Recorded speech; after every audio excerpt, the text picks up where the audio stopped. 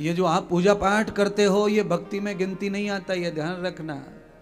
ये कर्म कांड है, ये भक्ति में गिना नहीं जा सकता है। ये कर्म कांड जो होता है ये साइंस से जुड़ा हुआ है, विज्ञान से जुड़ा हुआ है, भूगोल से जुड़ा हुआ है। ये कर्म कांड जो है ये आपके परिवार को धन से, वैभव से, औलाद से भरपूर कर सकता है, आपके माहौल को अच्छा रख सकता है, वही संसार को ये फिट रख सकता है, पर ये भक्ति का सूचक नहीं है।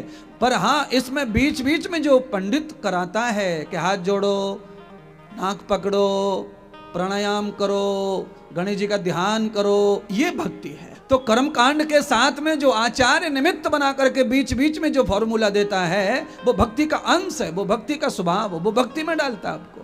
तो आचार्य कहते हैं कि कर्म कांड में भी तभी प्रभाव मिलेगा, कर्म कांड भी तभी सफल होगा, कर्म कांड का फल भी तभी अच्छा आएगा जब तुम सच में अंदर से भी भगवान का ध्यान कर रहे होंगे, तो कर्म कांड भी सफल होगा। अगर अंदर ध्यान तुम्हारा भगवान नहीं है तो बाहर के हाथों से फूल पाल चढ़ाने से कुछ मिलने वाला, आधा काम करने से कुछ नहीं मिलेगा। आधी शर्ट पे सिलाई चला दी जाए और आधी पर न चलाई जाए सिलाई तो है? आपके पैंट पे आधा सिल दिया जाए पैंट और आधा छोड़ दी जाए खुला, तो ये बिना सिला हुआ कपड़ा जब खरीदा था ना, उसे लपेट के काम चलाया जा सकता है, पर आधा काट कर आधा सिल दिया तो अब वो किसी काम का नहीं है, केवल पोंछा लगा लो उससे। अब काट के सिलना है, फिट बनाना है तो पूरी सिलाई चाहिए, आधा अधूरा नहीं चाहिए। मैं यही बताना चाहता हूं, आधा अधूरा भजन, आधा अधूरा पूजन हमेशा दुखदाई है, किसी काम का नहीं है। तो आधा अधूरा भजन क्या है?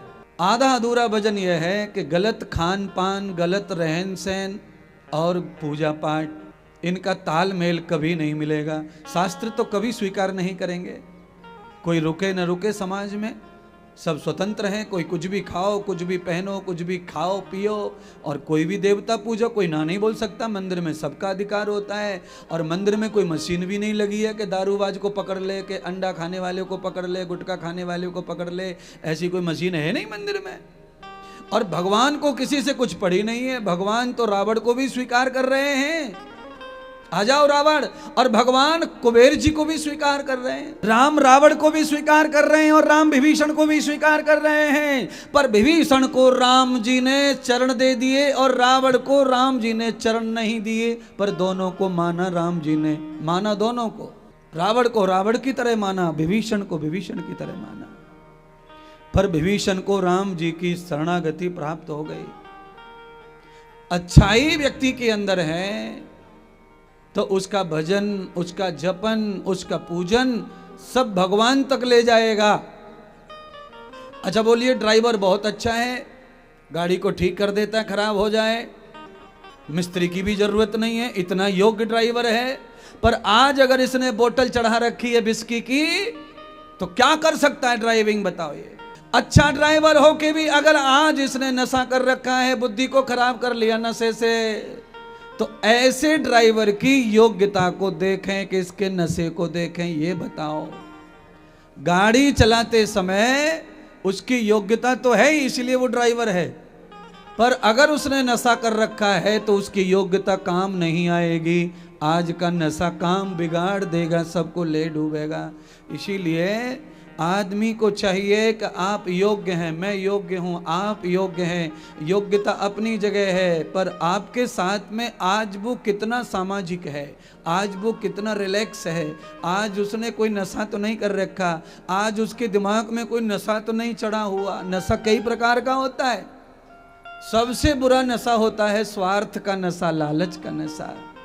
लालच का नशा किसी में हो और तुमने ड्राइविंग के लिए बुला लिया और बैंक में पैसा जमा करने के लिए जा रहे हो, उसे पता चल गया कि सूटकेस में रुपया 5 लाख रखे हैं और वो ड्राइवर की नीयत है कि उसे पैसा होना, पैसा होना, पैसा होना, तो आप कितना भी विश्वास रखो, पर जब उसे लालच का नशा चढ़ जाता है तो उसे पाप करने से कोई रोक सकता नहीं है। महात्मा कहते हैं कि लालच का नशा इतना खराब होता है, लालच आ जाए ना किसी में तो वो कितना भी बुरा हो सकता है आपके लिए। और अच्छे से अच्छे भक्त को भी वो बिगाड़ सकता है आपके लालच को पूरा करने के लिए। आप में कितने लोग होंगे ऐसे जिनका मैं नाम ले रहा हूं, पर आपके चेहरे पर वो बात नहीं दिख रही है कि आप वैसे हैं, पर अंदर वो भूत भी बैठा हुआ है, वो लालच रूपी राक्षस भी अंदर बैठा ही हुआ है। क्यों? क्योंकि आपके घर में देखो तंबाकू खाने वाला रहता है, वो भी अंदर ही सोता है, दारू पीने वाला भी रहता है, वो भी अंदर ही सोता है, और एक बूढ़ी अम्मा रहती है पूजा पाठ घंटारी हिलाने वाली, वो भी अंदर ही रहती है, एक कमाने वाला रहता है, वो भी अंदर रहता है। इतने प्रकार के लोग आपके घर में हमेशा रहते हैं और आप कुछ नहीं कर सकते, सबको रहना है साथ। आप टेंटे टेंटे कर लो, रो लो, बिलक लो, पर कुछ कर नहीं सकते। ऐसे ही आपके अंदर जो रहते हैं, शरीर रूपी मकान में जो रहते हैं, उनको भी आप हटा नहीं पा रहे। अपने घर के सदस्यों की जिम्मेदारी या तो अपने शरीर में रहने वाली बुराइयों की जिम्मेदारी जब हम सच्चे मायने से गुरुदेव को सौंप देते हैं, तो फिर आपके उस मकान के बुरे लोगों को हटा दिया जाएगा।